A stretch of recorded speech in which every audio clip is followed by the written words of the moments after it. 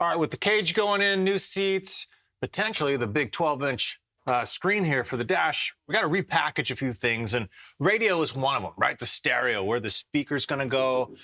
Could we make maybe a little bit of a custom sub box behind the seats? But one of the things is big decision, stereo.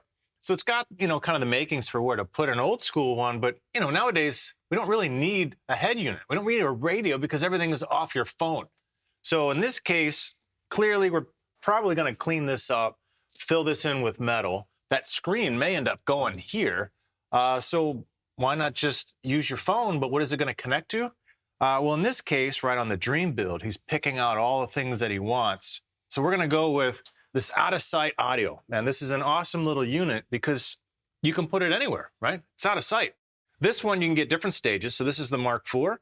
This one has 4-speaker output, 4x75 watts, and it's got the RCAs, and it's all Bluetooth. So it doesn't matter where you put it. You don't even have to see it. We think we got a spot, probably right up here that should be pretty clean for routing everything.